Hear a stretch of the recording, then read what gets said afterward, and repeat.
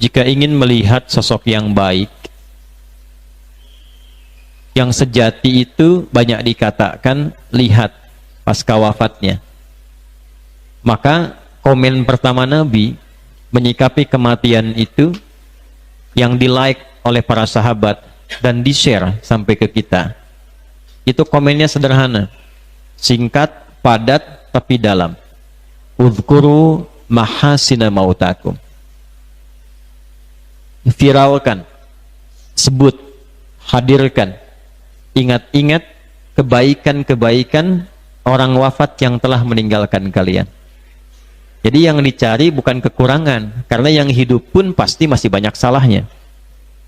Hidupkan yang baik-baiknya itu boleh jadi menginspirasi, jadi teladan, dan mengalirkan jariah bagi yang telah wafat. Nah, ternyata kebaikan-kebaikan yang diviralkan itu seringkali tampak setelah wafat.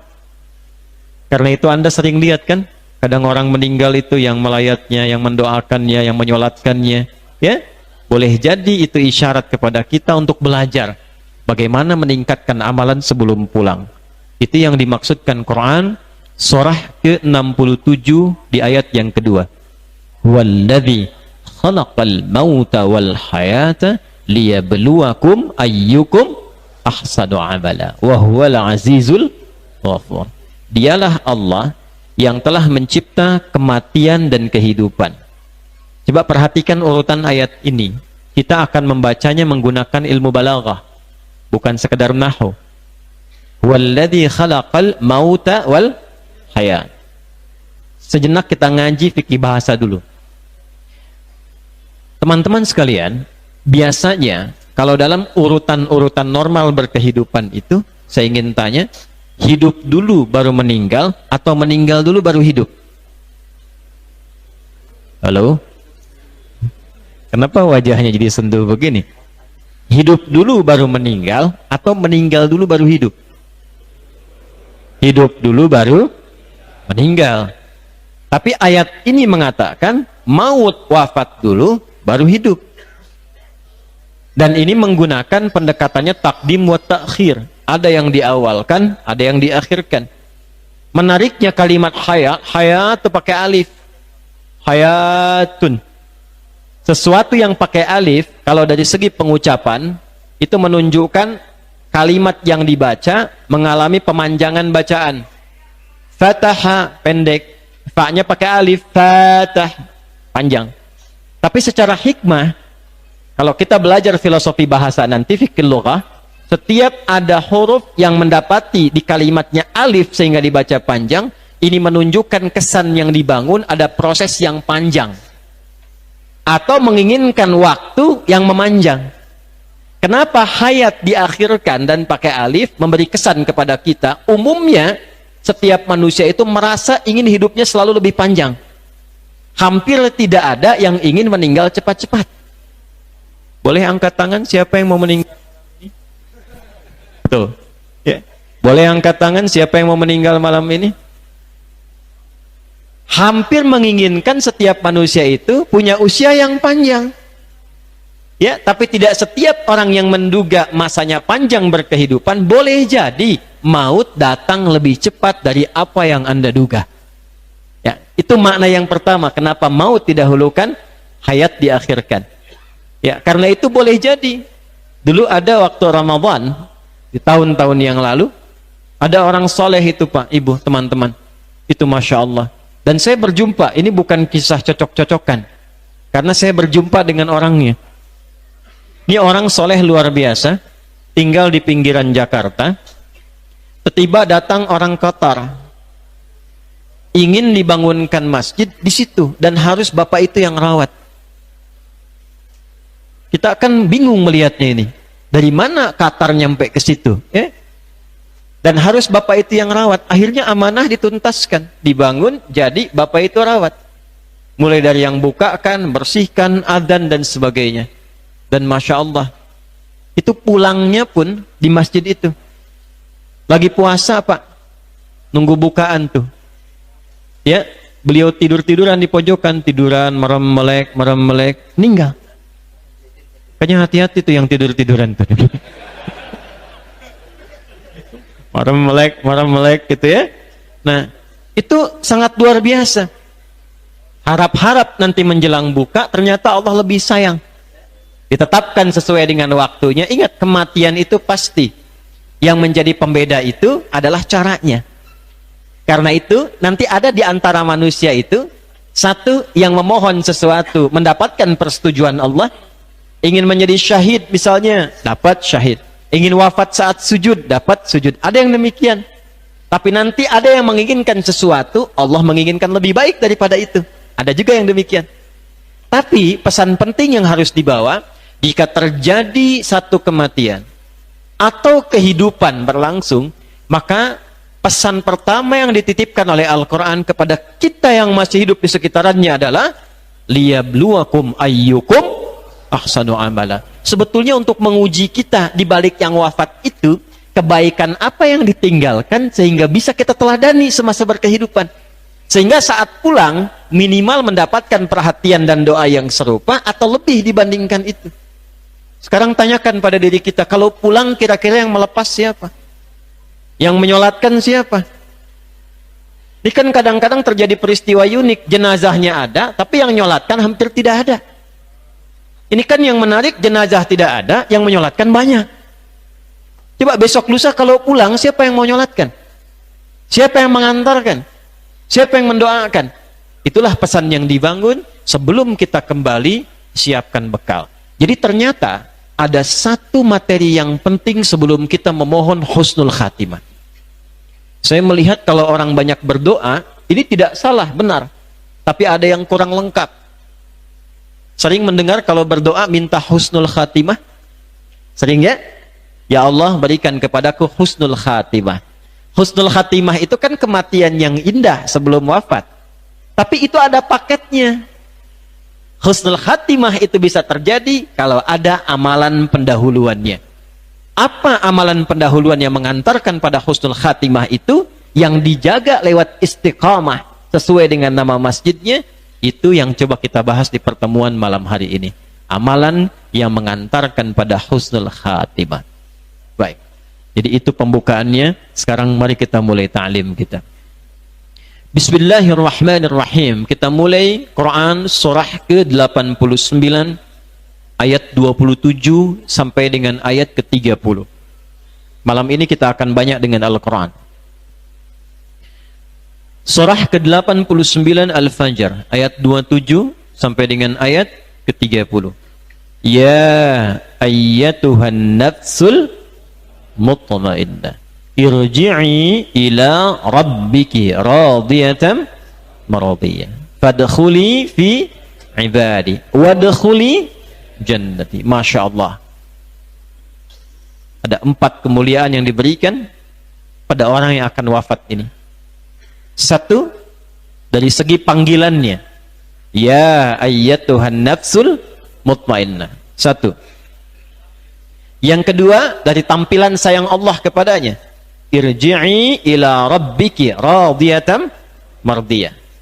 3, dari segi pengakuan Allah kepadanya, fadkhuli fi ibadi. 4, dari jaminan tempat yang Allah siapkan untuknya, wadkhuli jannati. 4 kemuliaan diberikan pada seorang hamba dan diviralkan sampai kini, dan ditambah dengan 1 amalan menjelang itu.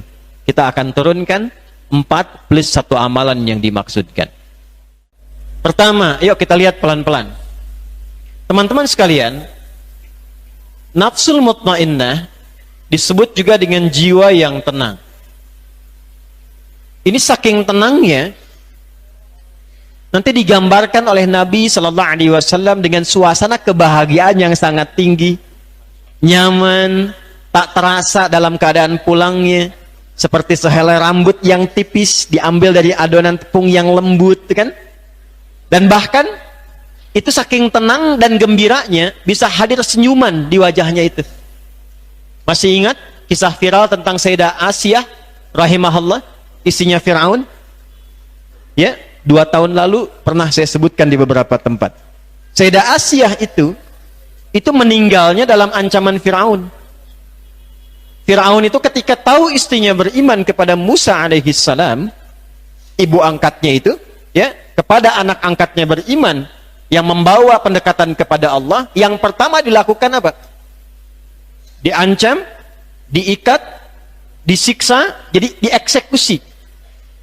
Ketika diikat di tiang itu dan siap dieksekusi, nanti di antara kitab yang menunjukkan kisah viral ini, buka kitab namanya Al-Bidayah. Ya, Al-Bidayah wan Nihayah, 21 jilid.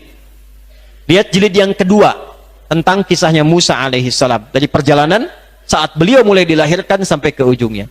Itu saat diikat kemudian di tiang itu, maka beliau hanya berdoa. Dan doa ini yang menghasilkan kondisi nafsul mutmainnah.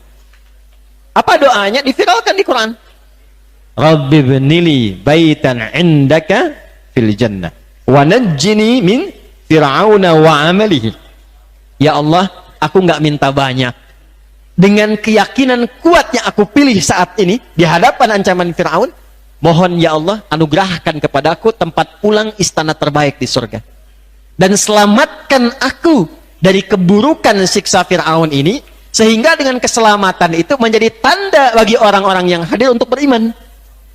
Itu di akhir sakaratul mautnya pun masih bisa beramal soleh.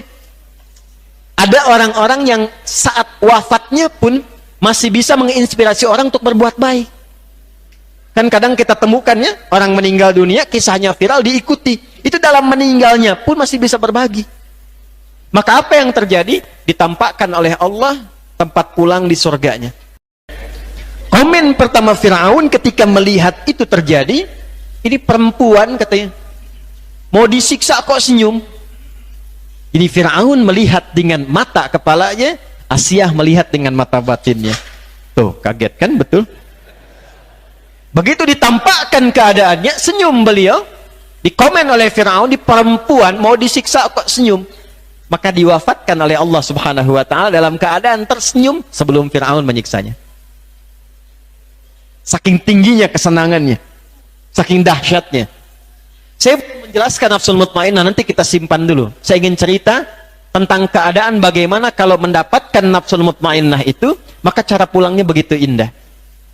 Ada senyum, ngajar, meninggal. Senyum, baca Quran, meninggal.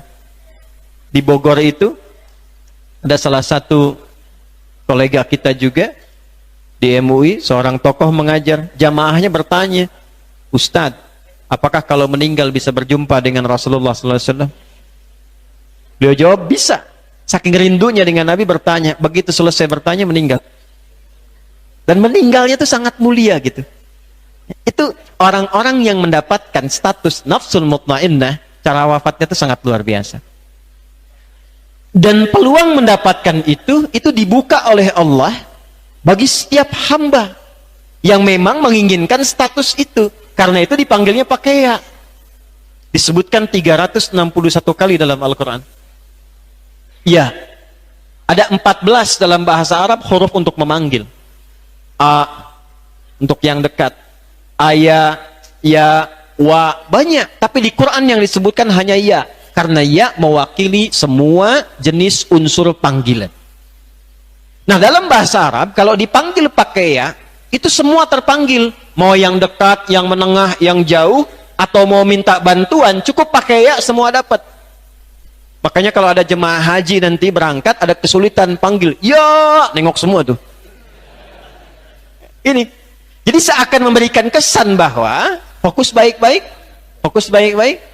Kesempatan mendapatkan nafsul mutmainnah itu oleh Allah diberikan terbuka pada setiap hamba. Jadi jangan Anda menyimpulkan yang husnul khatimah, nafsul mutmainnah itu ustadz saja, kiai saja. Tidak, Anda pebisnis, insinyur, dosen, apapun itu, sepanjang memenuhi kualifikasinya bisa dapat ini. Ini panggilannya pakai ya. Hei setiap hamba yang merasa jauh dariku cepat mendekat, yang menengah cepat lekat, yang sudah merasa dekat tingkatkan kebaikan-kebaikan, dapatkan ini. Saking pentingnya pakai ayatuha, ini haknya tanbih, ayatunya munada untuk taukid, ayatu menegaskan, haknya mengingatkan.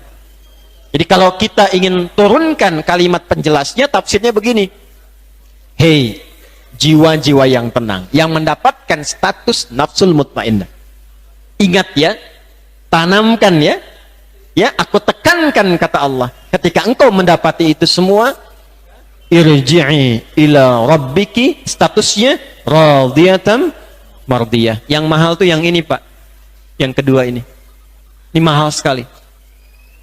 Ketika seseorang mendapatkan nafsul mutmainnah, maka Allah langsung memberikan penegasan semua yang dia kerjakan Allah ridai, ya?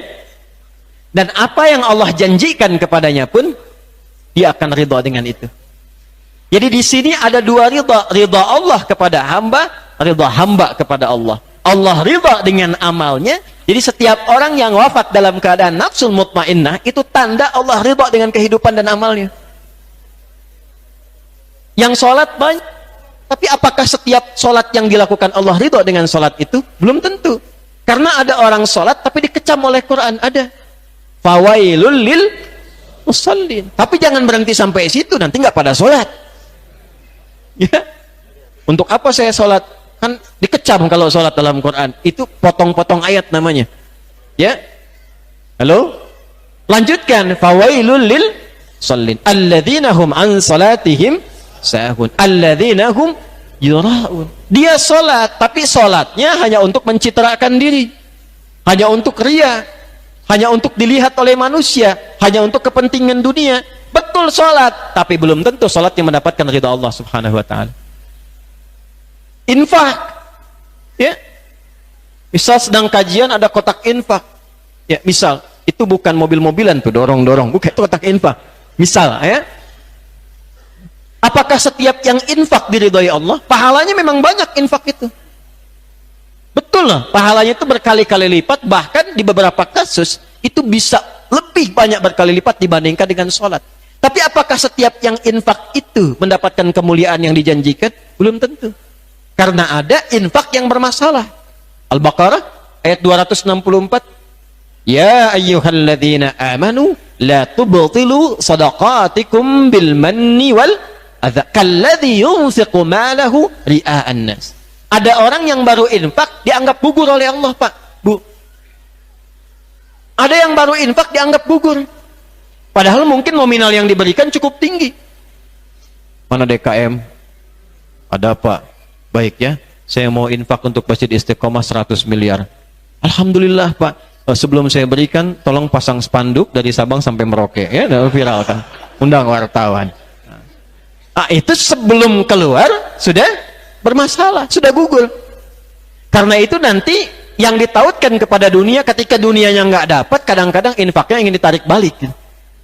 Bisa terjadi. Nah ini tidak setiap amalan itu bisa mendapatkan status ini. Orang-orang yang wafatnya nafsul mutmainnah, maka jaminannya Allah ridha dengan semua amalnya, dan balasannya hamba itu pun akan ridha dengan pemberian Allah subhanahu wa ta'ala.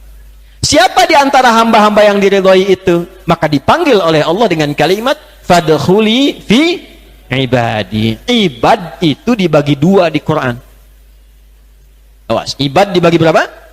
Dua bagian. Satu, disebut ibad itu ada hamba Allah yang memang soleh, terlihat soleh dalam keadaan dunianya, soleh. Biasanya diberi nama dengan ibadur rahman, hamba-hamba Allah yang maha penyayang.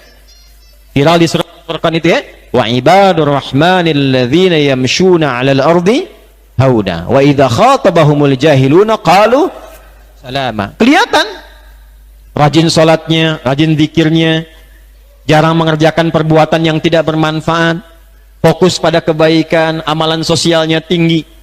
Itu orang saleh. Tapi ingat, ada yang kedua, jangan salah, hati-hati. Ada golongan yang kedua, yang kadang-kadang manusia memandangnya itu tidak ideal. Kalau yang pertama orang soleh, yang kedua orang salah. Yang pertama soleh, yang kedua salah. Ternyata orang salah pun itu dipanggil ibad oleh Allah, dan disamakan panggilannya dengan yang soleh. Ketika yang salah ini berusaha memperbaiki kesalahannya untuk berubah menjadi soleh, ini ternyata ketika ada pelaku maksiat tergerak untuk bertobat, prosesnya itu dinilai tinggi oleh Allah. Karena itu sering saya katakan, Allah itu sangat mencintai pelaku maksiat yang mau bertobat dibandingkan orang soleh yang tidak pernah merasa salah. Bikin status ya. Itu. Ini nilainya tinggi dan disebutnya ibad.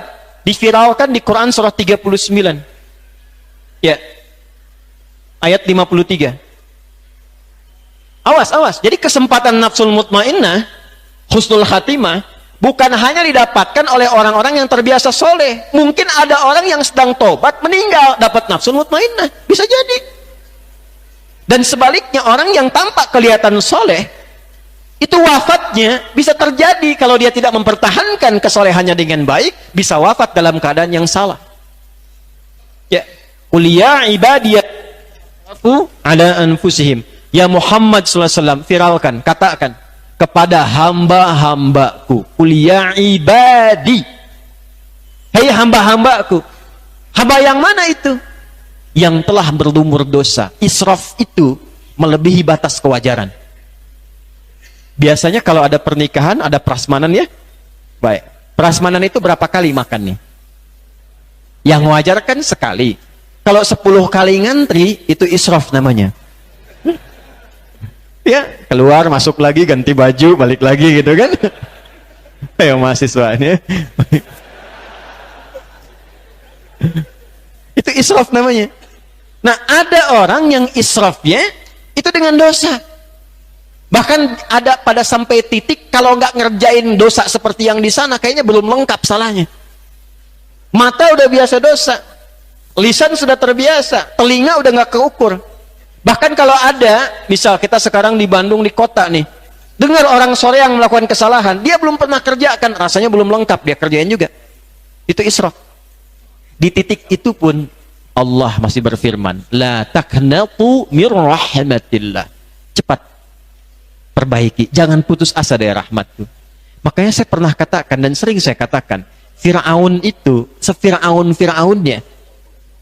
Saya ulang ya, Fir'aun itu Fir'aunnya tetap diberikan kesempatan untuk meniti jalan taat. Kenal Fir'aun kan? Oh. Kenal di mana? Ya. Fir'aun itu satu dari 2 makhluk yang diviralkan dalam Al-Quran mengaku Tuhan.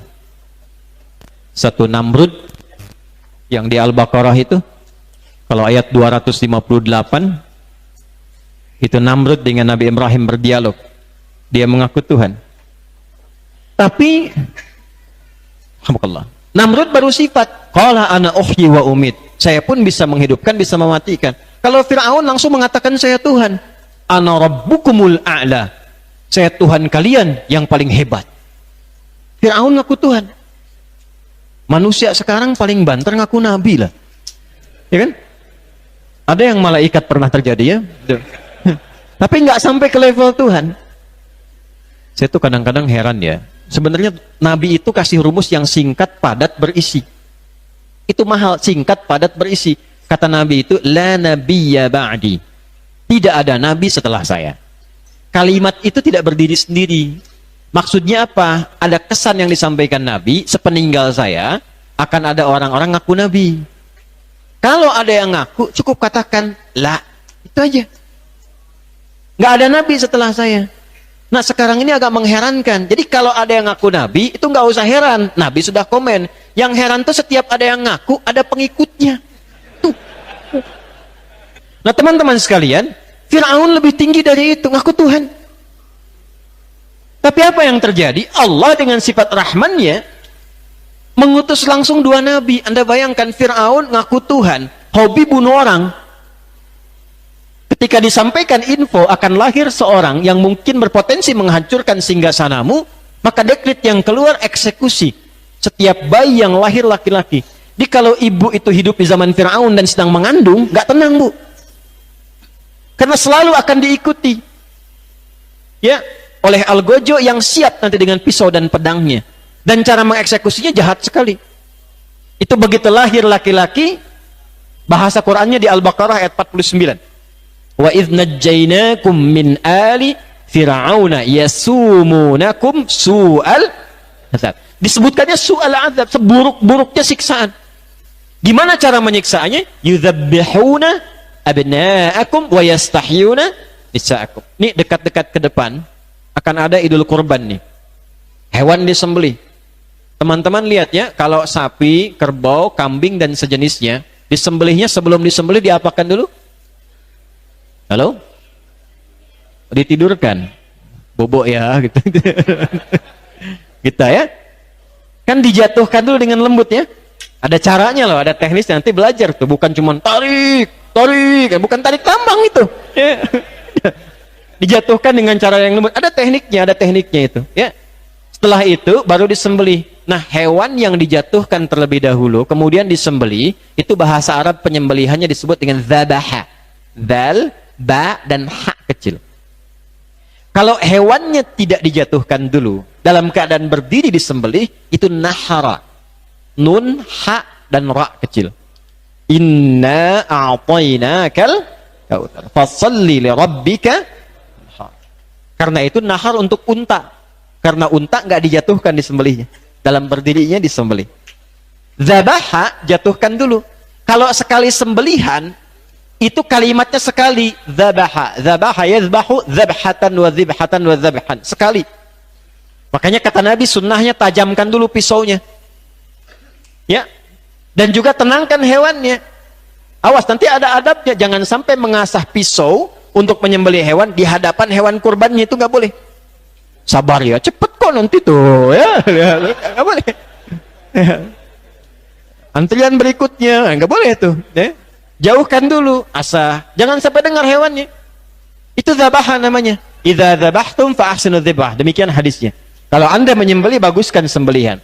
Kalau berkali-kali, digorok berkali-kali begini, maka ada tasydidnya. Dzabbaha yudzabbihu.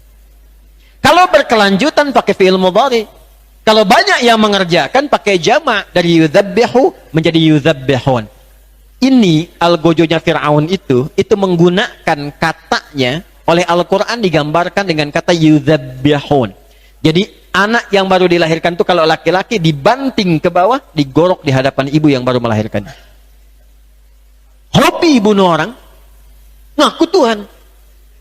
Dan Fir'aun itu kalau sudah nggak enak, kesal, itu komennya itu komen-komen yang bisa bertaruh nyawa.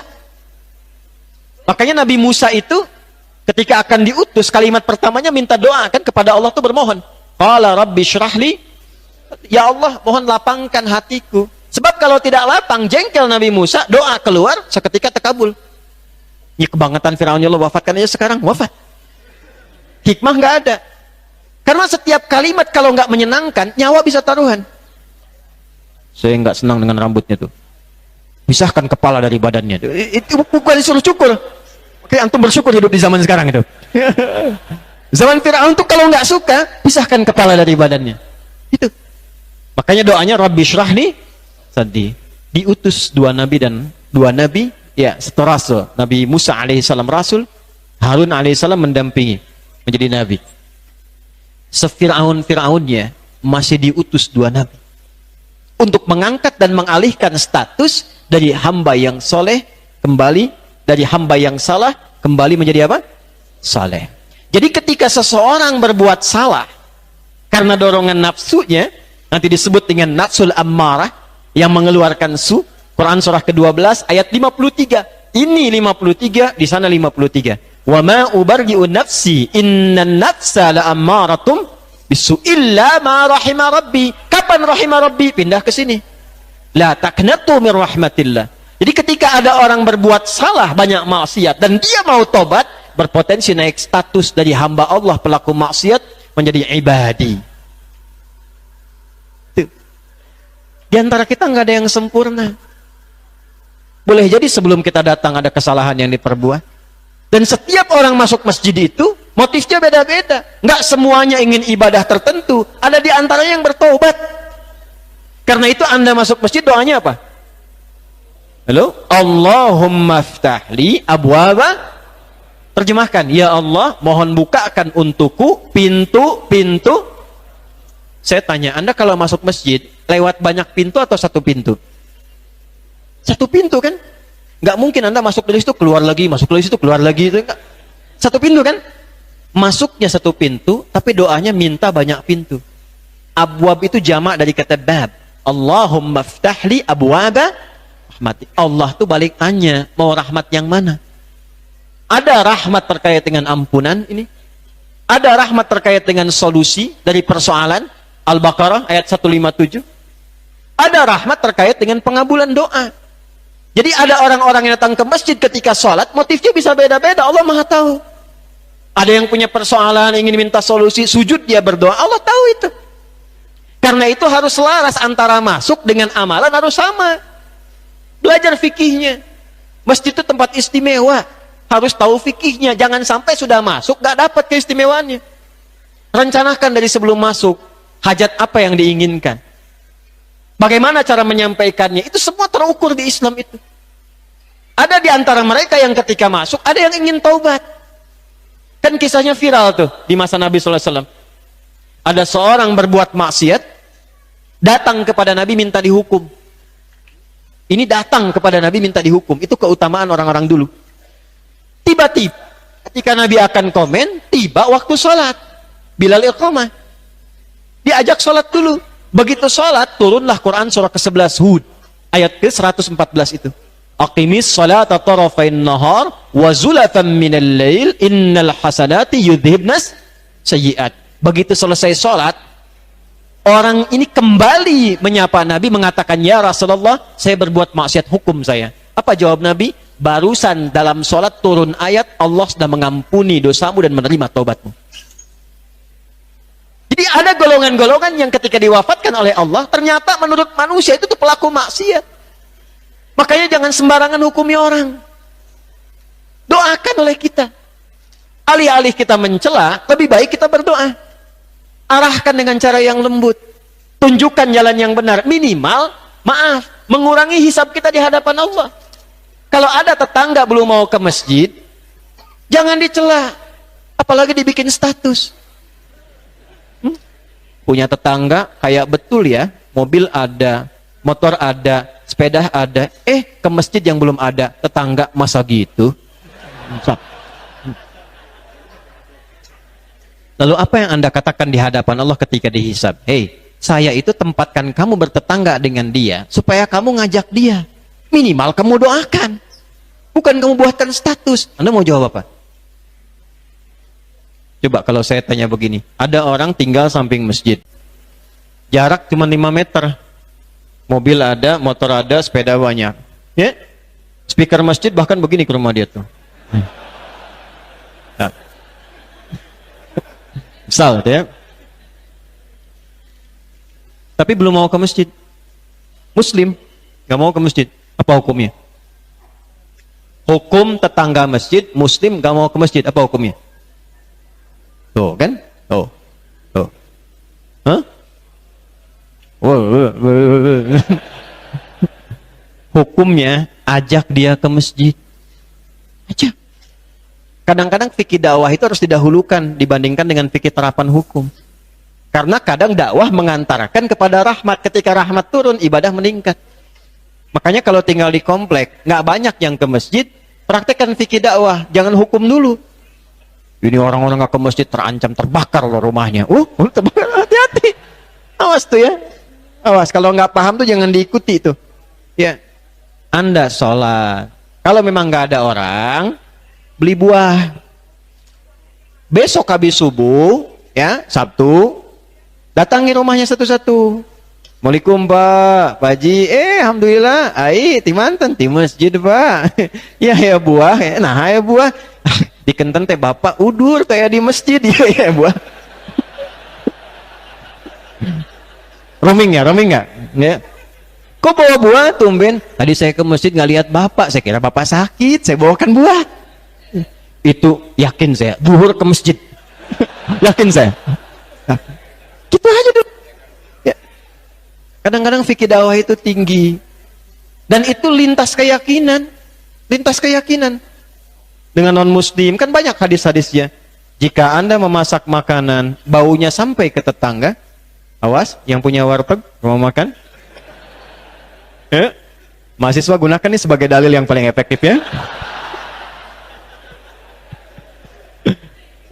Hadis Nabi, jika Anda masak makanan, baunya sampai ke tetangga, maka bagilah ia walaupun kuahnya, ya. Nah, tolong baca dengan benar. Jangan lihat terjemahan. Anda masak opor ayam, Anda makan ayamnya, kuahnya Anda bagi. Lalu tetangga bilang, kok cuman kuahnya? Hadis Nabi. Itu Anda yang salah paham. Ya, Anda yang salah paham. Walaupun hanya masak kuah, itu Nabi sudah prediksi. Sekarang kan banyak bumbu kan? Bumbu macam-macam. Mungkin yang dimasak kan tempe, singkong, tapi bumbu opor ada kan? Supaya tidak salah persepsi, bagi, tunjukkan kalau itu singkong. Ya, tapi apakah hadis yang mengatakan kalau tetangga itu Muslim saja? Tidak. Mungkin Anda punya tetangga Kristen, Hindu, Buddha. Dalam konteks kehidupan bermasyarakat, Islam itu indah. Bagi. Sakit tengok. Kesulitan bantu. Makanan masak kirimkan, ketok pintunya. Pagi Bu, pagi Pak, gitu. Aduh, bawa apa itu? Ini ada makanan. Oh, baik sekali. Bukan baik. Ini Quran yang mengajarkan untuk berbagi. Terima. Itu indah. Diperkenalkan dengan akhlak. Besoknya kan dia kembalikan pancinya. Kan dia ketok Assalamualaikum. Udah bisa Assalamualaikum tuh. Ya kan? Coba lihat. Bu Haji gitu kan. Ini begitu dibuka. Oh iya, panci ya. Bukan, cuma mau nanya. Apakah hari ini Quran memerintahkan berbagi lagi? Apa-apa. Nah ini, jadi kadang-kadang orang itu menjadi soleh, dia ingin mencari jalan. Mungkin doa-doa yang kita panjatkan dalam tahajud itu yang menyentuh jiwanya. Tahu kan kisah Umar bin Khattab ketika beliau berubah menjadi soleh? Itu kan doa. Doa Nabi kan memohon kepada Allah untuk melembutkan hatinya. Ketika hati lembut, itu cuma dengar 2 huruf bergetar jiwanya. Toha. Dari keras itu jadi lembut. Kok bisa orang sekarang udah Yasin 1 surat gak lembut-lembut? Cara bacanya yang diperbaiki. Toha. Lembut hati. Kembali. Itu yang mungkin kita harus hidupkan kekinian. Itu yang menjadikan kehidupan tentram, nyaman, enak. Orang seperti itu pulangnya pun nyaman. Surga itu terlalu luas untuk kita sendirian. Sepanjang berkehidupan, tampilkan kemuliaan, kebaikan. Boleh jadi ketika seseorang berubah menjadi saleh, karena doa Anda, itu setiap dia berbuat yang baik, mengalir pahalanya untuk Anda. Gak cukup dengan amin, kerjakan dulu. Setelah itu apa yang terjadi? Kalau dia berubah dari yang salah kemudian taubat, yang soleh istiqamah, maka Allah kemudian firmankan, wadkhuli jannati, masuk ke dalam surgaku. Pertanyaannya, surga yang mana? Karena pintu surga ada 8. Surga yang mana yang ditempati oleh orang-orang yang nafsul mutmainnah itu? Untuk menjawab ini semua, kita butuh yang kelima. Karena semua yang terkait dengan ini, jannahnya, ibadnya, amalan yang diridhoinya, nafsul mutmainnahnya akan kembali kepada satu ayat utama ketika hidupnya. Itu yang menjadikan ia mendapatkan bagian pancaran saat wafatnya. Makanya Al-Imam Al-Ghazali pernah memberikan satu pernyataan yang sangat indah. Orang tidur itu bagaimana keadaan bangunnya. Dan saat bangun dari tidur, itu biasanya akan terpengaruh dari keadaan tidurnya.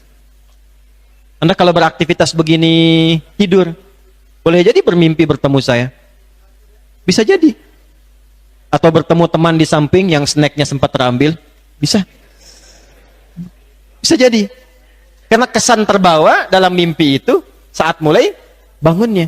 Nah sama, seseorang yang meninggal pun akan terpengaruh dalam keadaan kuburnya dengan amalan hidupnya.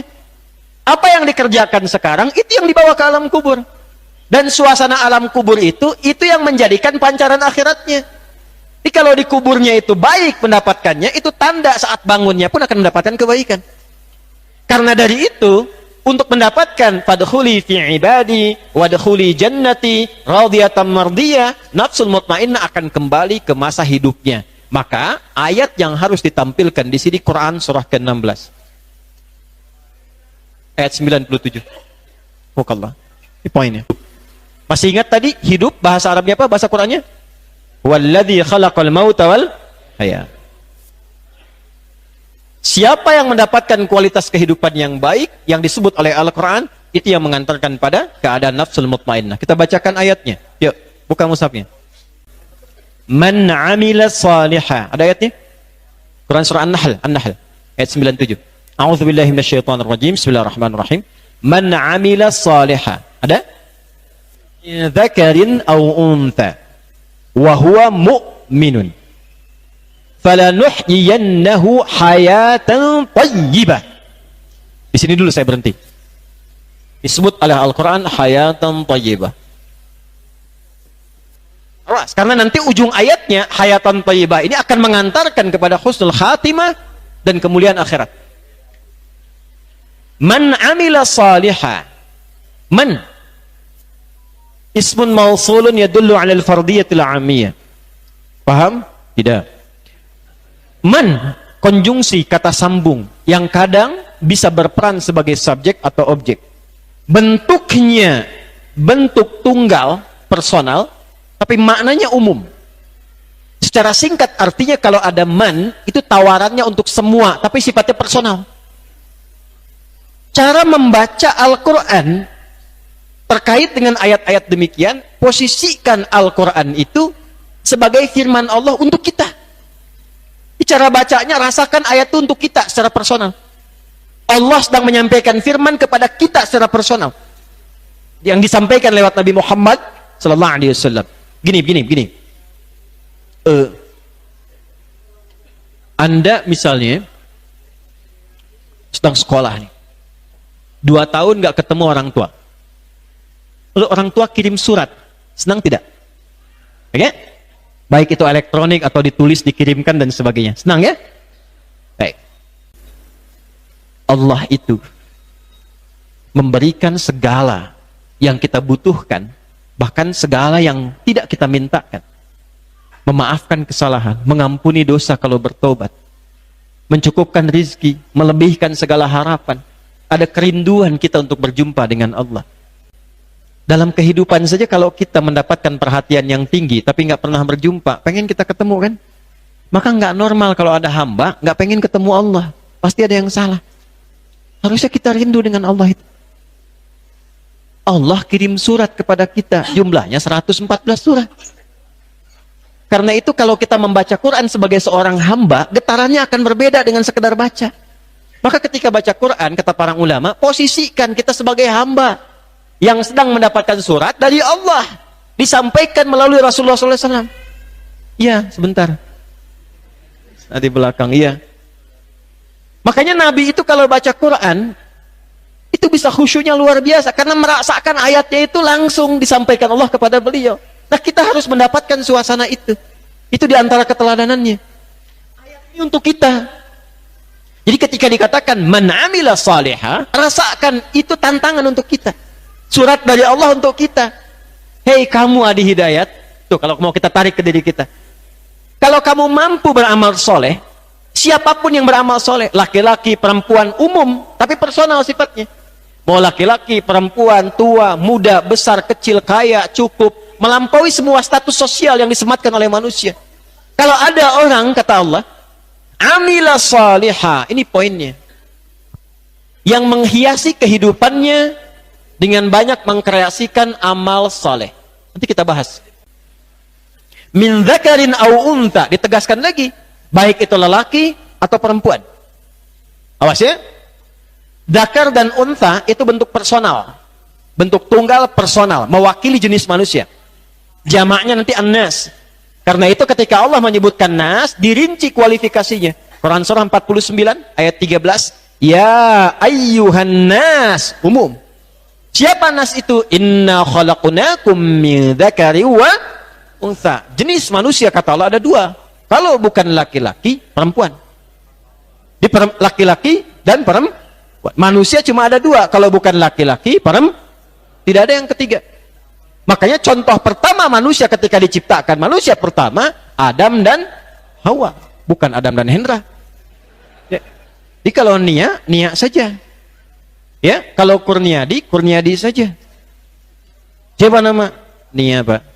Nama? Nia, Pak. Nama lengkap? Kurniadi. Nggak usah aneh-aneh. Ya, dan kita doakan supaya kembali dalam kebaikan. Dzakar wa untha, mau laki-laki mau perempuan, ini berlaku umum. Jadi ternyata untuk mendapatkan hayat thayyibah, nafsul mutmainnah, semua punya kesempatan yang serupa. Dan Allah nggak nyebutkan status di situ. Untuk yang ustadz aja, nggak. Untuk yang kiai saja tidak, semua terbuka. Sepanjang apa? Wa huwa mu'minun. Pertama, man 'amila shalihan min dzakarin wa untha wa huwa mu'min, di syarat pertamanya. Awas, hati-hati, lihat kalimatnya. Falanuhyiyannahu hayatan thayyibah. Maka jika ia banyak mengkreasikan perbuatannya sebagai amal soleh yang disupport oleh imannya, maka kami jamin, kata Allah, dengan keagunganku, aku akan tuntun kehidupannya mengarah kepada hayatan thayyibah. Ini hidup yang paling ideal. Jadi kalau Anda ingin melihat, mengetahui hidup yang ideal menurut Allah di muka bumi ini, di bahasa Qur'annya disebut hayatan thayyibah, kehidupan yang terbaik menurut Allah. Dan kehidupan terbaik ini yang mengantarkan kepada nafsul mutmainnah yang disebut dengan husnul khatimah. Jadi kalau pengen husnul khatimah, harus hayatan thayyibah. Ini satu paket. Nggak mungkin husnul khatimah kalau tidak hayatan thayyibah. Tidak mungkin nafsul mutmainnah kalau tidak ada amal salihat. Maka ini pembukanya. Ini kalau sudah hayatan thayyibah, komentar dari para ahli tafsir, itu semua dimudahkan. Ibnu Abbas radhiyallahu ta'ala anhuma ketika mengomentari ini, apa yang beliau sampaikan? Bahkan urusan rizki pun Allah bimbing untuk mendapatkan rizki yang paling berkah. Jadi nafsul mutmainnah dengan rangkaian kemuliaan yang menunjukkan pada husnul khatimah dimulai dengan hayatan thayyibah yang pondasinya amal saleh. Amal itu ada 3. Ulang. Amal ada berapa? 3. 1, amalnya netral sifatnya. Disebut amal saja. Perbuatan saja. Tidak masuk soleh, tidak masuk salah. Jadi amal perbuatan biasa. Ya, amal perbuatan biasa. Makan, minum, itu setiap perbuatan bahasa Arabnya amal. Setiap pekerjaan perbuatan kita. Makan perbuatan bukan? Ya, minum pekerjaan, bekerja, belajar, sepanjang kita bergerak itu amal namanya. Dari ujung kepala sampai ujung kaki itu amal. Anda yang kuliah itu amal. Anda yang di rumah tangga itu amal. Ya. Alhamdulillah. Status amal itu bisa netral di sini. Bisa berubah yang kedua. Disebut dengan su, amal sayyiat atau amal su. Ketika menyimpang dari nilai-nilai kemuliaan yang telah Allah tetapkan. Contoh. Apa fungsinya lisan? Ulang. Apa fungsinya lisan, mulut? Bukan. Tuh kan? Ternyata fungsi lisan itu bukan untuk bicara. Jangan salah. Selama ini infonya kurang tepat. Lisan itu bukan untuk bicara. Lisan itu untuk bicara yang baik-baik. Betul kan? Betul. Ya ayyuhalladzina amanu la yasraqu min qaum man kana yu'minu billahi wal yawmil akhir falyakul khairan aw liyasmut. Siapa yang merasa beriman kepada Allah, yakin dengan hisab di hari kiamat, katakan yang baik-baik. Katakan yang mulia, tak mampu diam. Ya. Kalau tak bisa katakan cinta, katakan yang mulia, katakan yang baik. Bukan katakan celah, katakan putus, katakan ini, katakan itu, tidak. Halo? Yang baik. Jadi fungsi lisan itu untuk bicara yang baik. Itu netral umum. Makanya jangankan insan beriman, yang belum beriman pun kalau berkata yang baik, hatinya pasti menolak. Pasti menolak. Apa fungsi mata? Oh, sudah benar kan? Karena itu ketika melihat yang tidak baik, hati pasti menolak. Anda buka handphone, mau lihat tayangan, judulnya memang taklim, tapi iklannya, iklan maksiat. Hati Anda pasti protes kan? Nggak benar tuh, istighfar. Anda langsung istighfar, astagfirullah. Tapi mata tetap begini.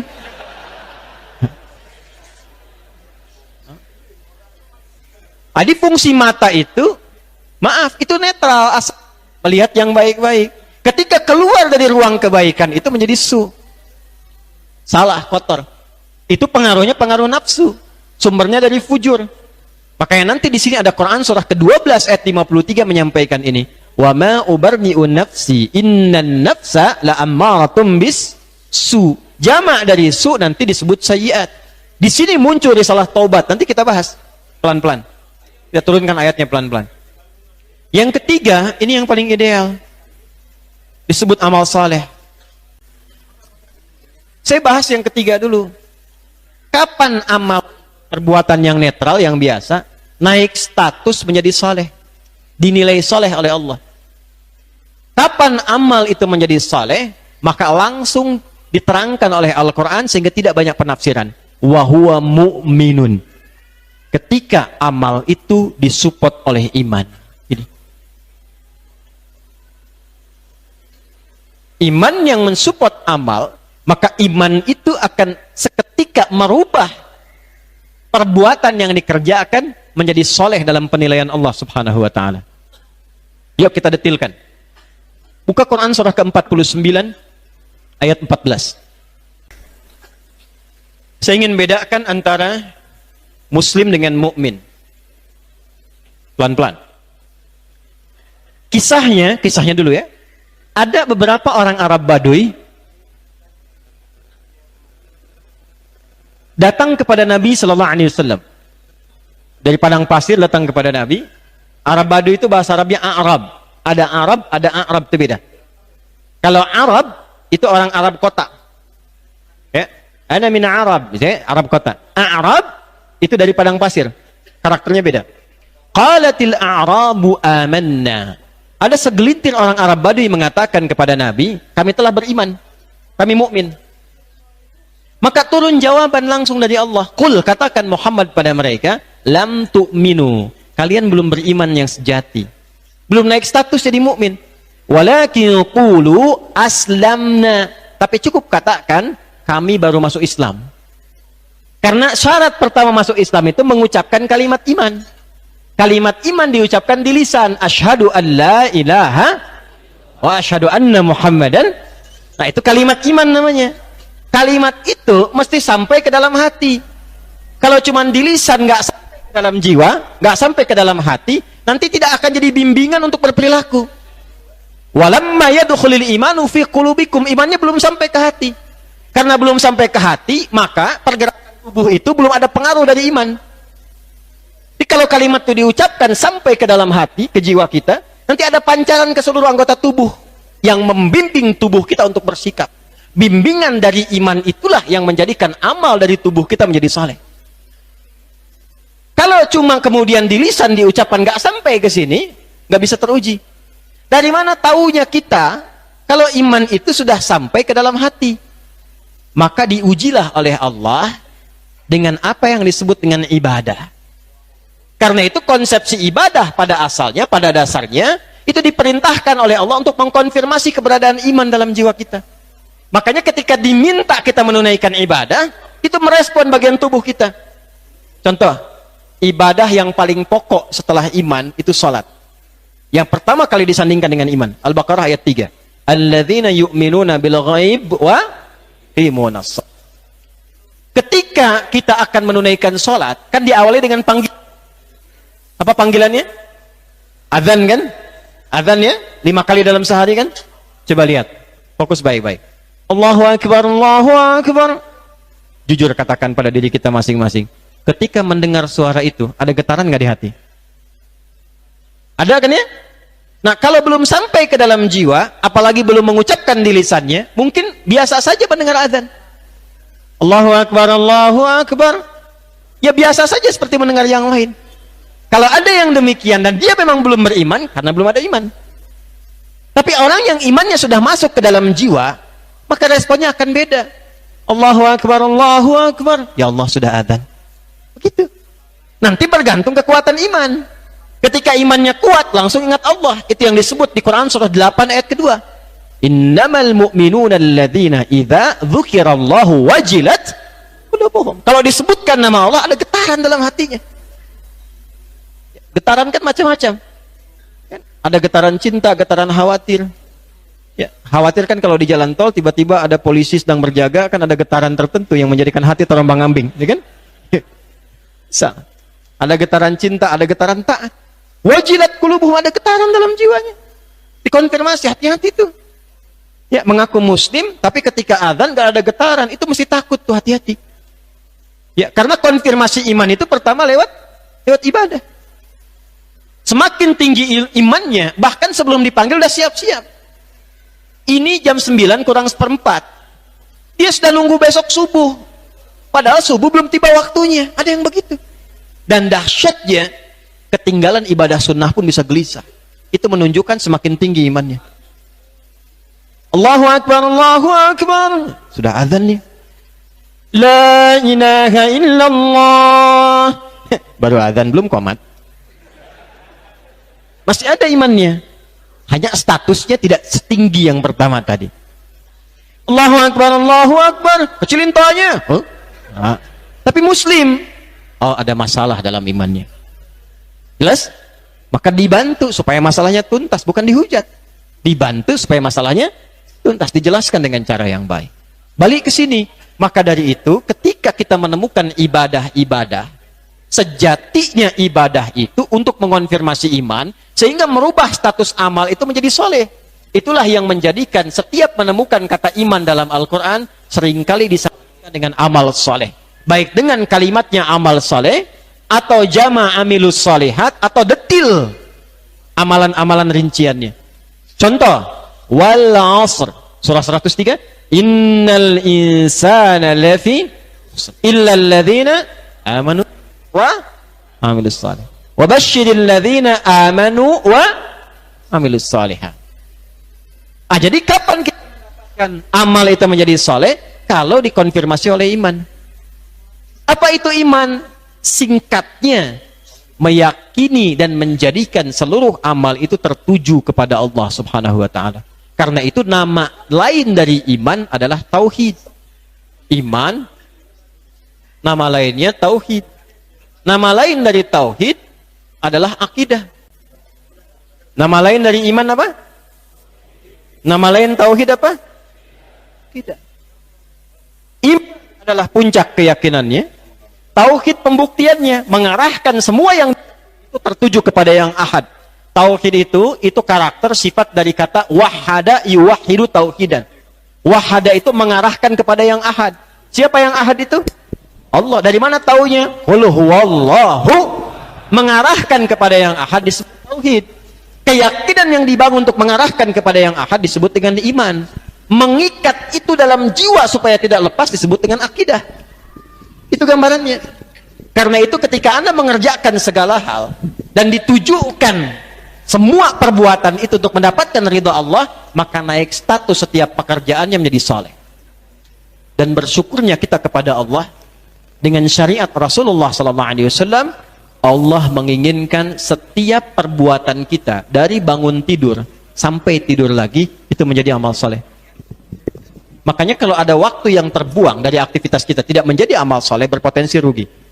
Berpotensi rugi. Karena itu, hanya di dalam Islam. Kita syukuri ini. Yang semua perbuatan dari bangun tidur sampai tidur lagi, itu ada bimbingannya sehingga menjadi ibadah dan bernilai amal soleh. Kalau nggak percaya, silakan cek. Sesuatu yang menjadikan, bimbingan yang menjadikan perbuatan menjadi amal soleh, sifatnya ibadah, biasanya dibuka dengan doa. Karena itu salat itu nama lainnya doa. Di kitab fikih as-salatu hiya doa. Isinya doa semua. Dan doa itu pembuka awal yang menjadikan setiap amal jadi saleh. Sekarang silahkan cek. Semua perbuatan kita dari bangun tidur sampai tidur lagi, itu pasti ada doanya.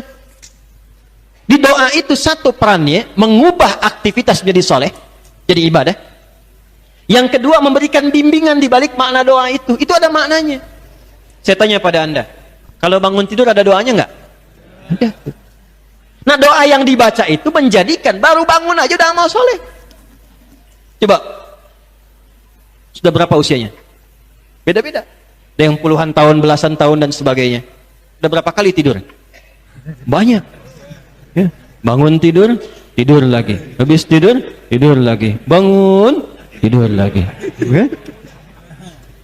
Banyak tidurnya ya? Gak apa-apa, nanti Islam itu lengkap. Bab tidur juga ada. Bab tidur, jangan salah, tidur itu bisa jadi ibadah. Ada seorang hamba yang dimuliakan oleh Allah karena tidur. Ya, itu banyak itu. Ashabul Kahf itu kan dapat karomahnya karena tidur. 309 tahun. Tapi dilihat bagaimana tidur jadi ibadah. Ya, itu ada turunannya. Ada seorang yang dimuliakan oleh Allah karena tidurnya, padahal orang sekitarnya protes. Ini dahsyat sekali. Tetangganya mengadu begini temannya, kamu ini kerjaan tidur mulu, tidur, bangun kok cuma sholat. Ya, habis itu tidur lagi, makan tidur lagi. Apa jawabannya? Ini yang dahsyatnya yang mahal. Saya itu tidur untuk menghindari maksiat. Jawabannya, saya tidur untuk menghindari maksiat. Jadi saya bangun secukupnya saja untuk mengerjakan apa yang harus saya lakukan. Selesai itu, saya tidur. Wah, itu ilmunya mahal sekali itu. Tapi nggak sembarang dipraktekkan. Mahasiswa tidur di kelas kan, dosen tanya, kenapa tidur? Menghindari maksiat, Pak. Bisa. Balik sini. Bangun tidur tidak ada doanya. Doa itu yang mengkreasikan, bangun langsung jadi amal soleh. Dan ketika jadi amal soleh dapat pahala. Perbuatan baik yang berubah jadi amal soleh, yang punya potensi pahala, berubah nama nanti. Dari ibadah jadi amal soleh, jadi hasanah namanya. Setiap ada perbuatan dibuka dengan doa, jadi amal soleh, bernilai hasanah, poinnya 10. Poin itu poin akhiratnya, bukan dunianya. Nanti ditampakkan saat sakaratul maut. Akan ditampakkan hasilnya. Ya kalau pengen cepat lihat ya silahkan. Ya, sesuai waktunya, sesuai ajalnya ketika tiba. Kedua di alam kubur. Ketiga nanti hakul yakin, ilmal yakin disampaikan sekarang, ainal yakin dilihat saat sakaratul maut dan di alam kubur, hakul yakin dialami saat di akhirat. Jelas ya? Jadi ada ilmal yakin, ainal yakin, hakul yakin. Nah, isi doa itu membimbing kita bagaimana beraktivitas yang baik, cara bangun yang benar.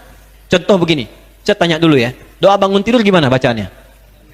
Alhamdulillahilladzi ahyana ba'dama amatana wa ilaihin. Tahu dari mana? Baik. Ada dua hadis terkait ini. Satu caranya, yang kedua doanya. Hadis pertama caranya di Abu Daud. Sunan Abu Daud nomor hadis 1367. Riwayatnya dari seorang anak kecil yang pada saat itu numpang tidur di rumah kerabat beliau, di rumah Sayyidah Maimunah, karena saking cintanya dengan Nabi ingin numpang menginap di situ melihat kebiasaan malam Nabi. Secara singkat ketika bangun malam Nabi, beliau pun melihat. Kata Ibnu Abbas radhiyallahu taala anhuma, kana an-nabiy sallallahu alaihi wasallam atau kama qala idza staiqadha min naumihi fajalasa. Nabi itu kalau bangun dari tidurnya duduk sejenak. Ya, nggak langsung beraktivitas, duduk dulu. Famasaha biyadihi min athari naumi. Lalu menghilangkan dengan tangannya yang diduga bersih. Karena nanti ada hadis lain kalau Anda tidur bangun cepat cuci tangan. Karena Anda tidak tahu tangan itu berkelana kemana saat tidur. Ya kan? Di saat bangun cuci tangan, ada hadisnya ya? Nah, Nabi mengusap nanti bagian matanya, wajahnya, di matanya itu menghilangkan bekas kantuknya dengan tangan, bagian tangannya yang bersih. Famasaha biyadihi min athari naumi. Jadi belum doa dulu. Nggak langsung bangun tidur, alhamdulillah ahyana. Tidak. Duduk dulu. Lalu hilangkan bekas kantuk supaya sadar. Jadi baca doa itu dalam keadaan sadar, bukan dalam keadaan tidak sadar. Jangan baca alhamdulillahilladzi ahyana setengah 3, ba'da ma amatana jam 4. Kan ada ya, bahasa Rusianya kan nundutan itu kan, begini itu. Tiba-tiba selang 1 jam, ba'da ma amatana kan, wa ilaihin nusyur jam 7 ya. Sadar dulu. Dalam bab sholat juga nanti begitu. Awas, hati-hati, nanti saya nggak mau lompat, nanti saya terangkan ketika masuk ke situ. Nah, jadi ketika sudah nyaman, sudah tenang, baru baca doa. Yang dibaca apa? 2. Kalau di hadis yang tadi, Abu Daud nomor hadis 1367, itu 11 ayat terakhir Ali Imran, khawatimah Ali Imran. Dari inna fi khalqis samawati wal ardi wa ikhtilafil laili wan nahari la ayatin liulil albab sampai ayat 200-nya. Baru setelah itu membacakan hadis riwayat dari Jundub bin Junadah dan Mu'adz bin Jabal radhiyallahu taala anhuma yang viral di Al-Bukhari itu. Apa yang dibaca? Alhamdulillahilladzi ahyana ba'dama amatana wa ilaihin. Kalau bangun seperti ini, 1, sehat. 2, jiwa tenang. Yang ketiga, kehidupan kita teratur. Lihat maknanya. Alhamdulillahilladzi ahyana. Ya Allah, saya bersyukur kepadamu. Terima kasih ya Allah. Engkau telah memberikan kepadaku kesempatan hidup kembali. ba'dama amatana, yang mungkin saja sesuai ajal bisa diwafatkan dalam tidur tadi. Ya. Wa ilaihin nusyur, saya berjanji kepadamu ya Allah, kesempatan ini saya akan gunakan sebaik-baiknya mencari bekal untuk kembali kepadamu. Itu makna asalnya. Makanya sebelum tidur, Nabi mengajarkan kepada kita evaluasi kegiatan sebelumnya sebelum tidur. Apakah ada sholat yang belum jamaah, yang belum ke masjid, belum baca Quran di hari ini, belum sedekah, belum berbuat baik kepada teman, ya, ada sengketa yang belum diselesaikan. Kadang-kadang sengketanya bukan jauh tapi dekat, dengan suami istri belum selesai, bahkan seakan-akan menjadi orang asing, padahal tidur di tempat yang sama. Selesaikan dulu. Istighfar. Nah, istighfar itu membawa ketenangan saat tidur. Astagfirullah, astagfirullah. Itu tidurnya damai, tenang. Nanti hasil evaluasi itu disiapkan rencana untuk esok hari menyempurnakan. Anda siapkan. Saya insya Allah subuhnya di Istiqamah, duhurnya di Al-Latif misalnya, asarnya di Pusdai, ya, maghribnya di Bekasi di Al-Ihsan, ya, isanya di Istiqlal. Misal, gitu, untuk tuliskan itu kan. Pekan depan di Mekah Jumatan, misal gitu kan, tulisin. Amin ya. Baik, alhamdulillah. Gak cukup dengan amin, nabung ya. Siapin. Gak apa-apa, rencana gak apa-apa, berdoa. Nah, saya mau katakan, ketika Anda tuliskan ini, kan besoknya belum tentu hidup. Kan? Karena itu ketika Anda bangun, Anda bersyukur pada Allah, terima kasih ya Allah. Saya dikasih kesempatan kembali sesuai dengan ajal untuk menyempurnakan yang kurang-kurang kemarin itu. Saya berjanji hari ini, saya akan mencari bekal untuk persiapan pulang. Jadi kita itu sudah sadar ketika beraktivitas, kita sadar akan pulang. Makanya sebelum kita beraktivitas, waktunya disebut subuh. Dari kata asbah. Asbah itu sesuatu yang sudah siap dengan rencana. Orang Arab itu kalau ditanya, kaifa asbahta, bagaimana keadaan pagimu hari ini? Itu maksudnya, ya, asbahtu khaira, saya sudah baik, saya sudah punya rencana yang siap saya eksekusi. Di orang Islam itu, setiap subuh bangun itu harus sudah jelas rencananya. Ya. Jadi berpikirnya itu engke kumaha, bukan kumaha engke. Nanti bagaimana, bukan bagaimana nanti. Disiapkan rencana terukur. Supaya benar di hadapan Allah, kita bawa menghadap Allah dalam sholat. Makanya disebut fajar. Sebagai pancaran iman kita. Datanglah kita dalam sholat. Minta persetujuan dari Allah, minta taufik. Berdoa kita, supaya diberkahi. Makanya banyak kalangan para sahabat, orang soleh, sampai syuruk sebelum berangkat kerja. Minta kepada Allah petunjuk, bimbingan, berangkat kerjanya lebih nikmat. Ya, aktivitas, kerjakan. Anda sesibuk apapun, ujung-ujungnya pasti kembali pulang. Kesibukan yang kita kerjakan, dari kata asya, pencariannya disebut dengan ma'isyah. Kalau hilang kesibukan itu, pindah harakat. Dari fathah jadi kasrah, isya. Kasrah itu, kalau belajar bahasa Arab, di fikih lughah, itu menunjukkan satu, harakat yang lembut. Yang kedua menunjukkan kata yang pecah, kasrah zujaj, kasanya pecah. Jadi rendah, turun. Ya, makanya suara perempuan itu rata-rata menggunakan kasrah karena lembut. Ya, lebih kecil suaranya. Anta laki-laki, perempuan anti. Ka laki-laki, perempuan ki. Jazakallah khair. Laki-laki, perempuan jazakillah khair. Makanya kan kalau ada suara yang pakai kasrah, itu selalu perempuan rata-rata. Udah keluar malam-malam dari sini. Udah itikaf jam 2 mau pulang dulu. Di pohon depan ada suara. Jangan lari, tengok. Kasrah ya. Udah, bas itu lari. Nah, sesibuk-sibuknya pasti akan selesai. Turun. Mengecil dan tertidur. Karena itulah ketika Anda asya, mencari ma'isyah, sibuk, pada akhirnya akan tiba waktu isya. Harakatnya jadi ke bawah, kasrah. Akan hilang semua itu. Pada akhirnya akan tertidur. Dan mungkin tidur itu mengantarkan kepada tidur yang abadi sebagai jembatan menuju akhirat. Apa bekal yang mau dibawa? Makanya sebelum tidur panjang, kita kumpulkan bekal dulu. Persiapan mudik. Lihat kemarin yang mudik itu. Bekalnya kan luar biasa. Dan maaf ya, orang itu berani mudik itu kalau punya bekal. Makanya kalau nggak ada bekal, itu malu mudik gitu. Ya, saya pernah tanya kenapa nggak mudik? Ada bekal, Ustaz. Tapi ketika ada bekal tuh luar biasa. Nah itu bangga, ngabarin dulu ke rumah. Ya, tunggu aku di sana sayang. Sampai dituliskan tuh kan? Ya, Itu luar biasa, tulisin di motor. Anda bisa kebayang nggak? Motornya bebek, bekalnya singa. Ya? Pakai dus, tambah pohon pelepah pisang belakangnya kan, tambahin lagi supaya banyak yang dibawa. Dan di sana ketika tahu akan pulang, disambut. Jadi citra akhirat itu miniaturnya sudah diberikan di dunia, disambut tuh. Insya Allah badai mudik, rumah dicat, ya kan? Semua diada-adain, ya kan? Bahkan menu makanan juga luar biasa. Terjadi keajaiban, bertambah dari 7 jadi 8 di dunia, ya kan? Kalengnya kongwan isinya rangginang. Dalam dunia mana kan?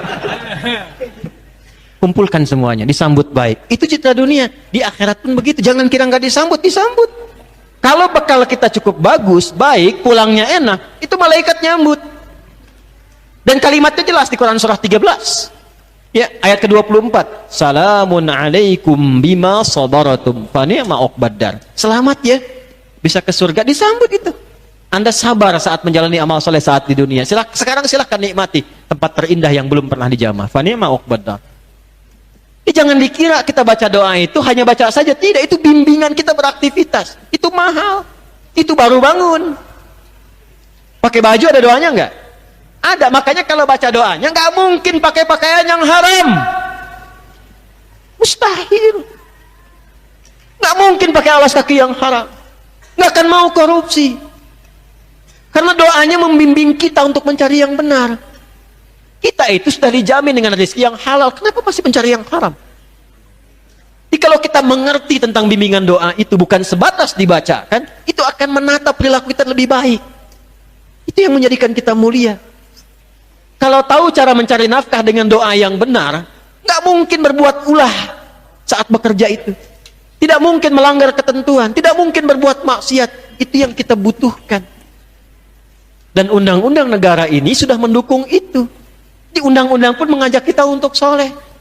Masih ingat pasal 29 ayat 2 itu? Negara menjamin kemerdekaan tiap-tiap penduduk untuk memeluk agamanya masing-masing dan beribadah menurut agama dan kepercayaannya itu. Jadi negara pun menjamin. Anda yang mahasiswa belajar itu, coba baca undang-undang Sisdiknas. Ya, nomor 20 tahun 2003 itu. Nggak usah ke pasalnya dulu deh, lihat bab menimbang itu, poin B, nomor 2. Saya itu menghafal. Jadi saya itu jadi mahasiswa, saya baca apa dalilnya, apa ayatnya, apa tuntunan di negara saya. Sehingga saat yang bersamaan kita menjadi warga negara yang baik dan menjadi hamba Allah yang mulia. Minimal berikhtiar untuk itu. Ya kan? Jadi undang-undang mengamanatkan kepada negara untuk menyelenggarakan dan mengusahakan satu sistem pendidikan yang meningkatkan keimanan dan ketakwaan kepada Tuhan Yang Maha Esa serta akhlak mulia. Ya? Dengan satu sistem pendidikan yang diatur oleh undang-undang. Jadi untuk kita belajar pun bukan cuma sekedar pintar supaya soleh. Saya tanya pada Anda yang belajar di kampus-kampus yang menyebar di sini. Dari sekian lama Anda belajar, jadi ibadah nggak di hadapan Allah? Kalau cuma jadi pintar, IPK tinggi, jangankan Anda, yang belum beriman pun bisa. Lalu apa beda iman Anda di hadapan Allah? Apa jawab Anda ketika ditanya? Apa pembuktian keimanan kita di hadapan Allah? Itu yang sekarang harus kita tampakkan. Anda cita-cita husnul khatimah, tapi jembatannya tidak dibangun, maka bagaimana bisa melewatinya? Maka dari sekarang, kita mesti jujur menyiapkan kurikulum kehidupan kita. Nah, cara cepatnya, saya tutup, tapi saya ingin membangun satu komitmen dulu. Maaf ya, ini jam 9:04. Boleh nggak? 10 menit boleh? Boleh ya? Saya menyelesaikan ini. Ya. Caranya sederhana begini. Ada 8 pintu surga. 8 ini real. Karena keterangan hadis Nabi SAW. Tapi wujud untuk ke situ, itu ditentukan oleh amalan.